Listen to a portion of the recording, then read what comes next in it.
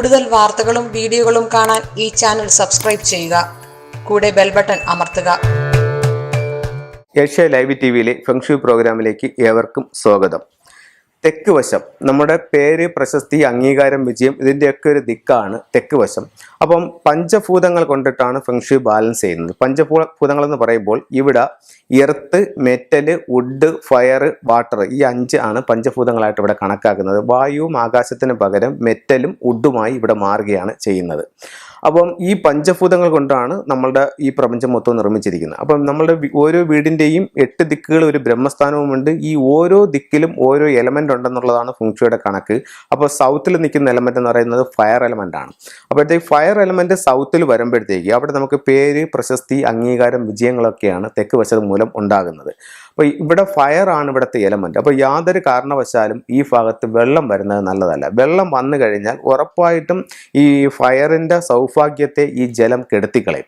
ഇപ്പം എനിക്ക് വളരെ അറിയാവുന്ന ഒരു ഇതുണ്ട്. അവർക്ക് നല്ല ബിസിനസ്സും കാര്യങ്ങളായിട്ടൊക്കെ നിൽക്കുകയായിരുന്നു. അവർക്ക് ഫർണിച്ചറിൻ്റെ ബിസിനസ് ഉണ്ടായിരുന്നു, ബേക്കറി ഉണ്ടായിരുന്നു, അത് കഴിഞ്ഞിട്ട് അക്വേറിയത്തിൻ്റെ പരിപാടി ഉണ്ടായിരുന്നു.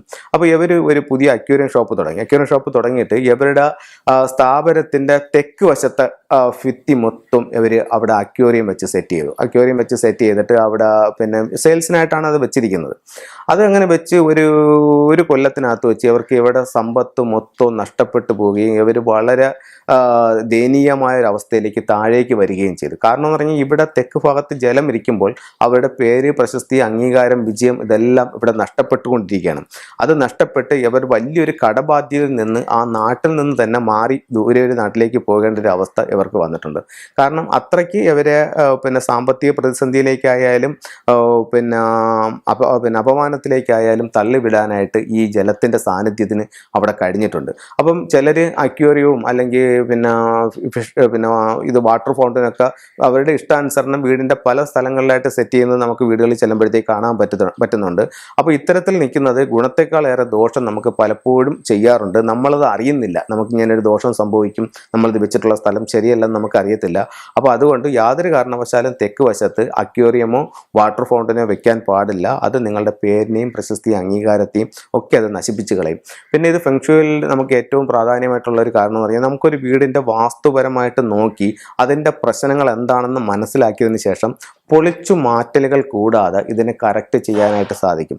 ഇപ്പോൾ നമുക്ക് ലക്ഷങ്ങൾ ഉപയോഗിച്ച് പൊളിച്ചു മാറ്റുന്ന സ്ഥലത്ത് ഒരു ചെറിയ 1-2 ടൂൾസുകൾ വെക്കുമ്പോഴത്തേക്ക് തന്നെ അവിടെ മാറ്റം ഉണ്ടാവുന്നതായിട്ട് നമുക്ക് കാണാനായിട്ട് സാധിക്കും. ഇത് നമ്മളുടെ കഴിഞ്ഞ ഇത്രയും വർഷത്തെ ഞാൻ പഠിച്ചു കൊണ്ടുവന്ന കാര്യവും അതിനോടൊപ്പം നമ്മൾ കൺസൾട്ട് ചെയ്യുമ്പോൾ ആ വീടുകളിൽ ഉണ്ടാവുന്ന മാറ്റങ്ങളും ഒക്കെ വെച്ചിട്ടാണ് പറയുന്നത്. അപ്പം ഇത്തരത്തിലുള്ള അനുഭവങ്ങളുടെ വെളിച്ചത്തിലാണ് പറയുന്നത് തെക്ക് വശത്ത് യാതൊരു കാരണവശാലും വെള്ളം വരാൻ പാടില്ല. അപ്പോൾ അവിടെ അങ്ങനെ ആരെങ്കിലും അക്വേറിയമോ വാട്ടർ ഫൗണ്ടനോ വെച്ചിട്ടുണ്ടെങ്കിൽ അത് അവിടെ നിന്ന് മാറ്റുന്നത് വളരെ നല്ലതായിരിക്കും. തെക്ക് നമുക്ക് പേരിന് പ്രശസ്തി, അംഗീകാരത്തിൻ്റെയൊക്കെ ദിക്കാണ്. അവിടെ നമുക്ക് ഒരു ലിവിംഗ് റൂമിൽ സൗത്തിൽ ഒരു ഫീനിക്സ് ബേർഡിൻ്റെ ചിത്രം വയ്ക്കുന്നതും വിക്ടറി ഹോഴ്സിൻ്റെ ചിത്രം വയ്ക്കുന്നതൊക്കെ വളരെ നല്ലതായിരിക്കും. അപ്പോൾ ഇത്തരത്തിലുള്ള കാര്യങ്ങൾ നിങ്ങൾ ചെയ്തു നോക്കൂ. ജീവിതത്തിൽ ഒത്തിരി മാറ്റങ്ങൾ ഉണ്ടാവും. നിങ്ങൾക്ക് സ്വയം മനസ്സിലാക്കാനായിട്ട് സാധിക്കുന്നതാണ്. അപ്പോൾ എല്ലാവർക്കും എല്ലാ ഐശ്വര്യവും ഉണ്ടാവട്ടെ എന്ന് പ്രാർത്ഥിച്ചുകൊണ്ട് നിർത്തുന്നു.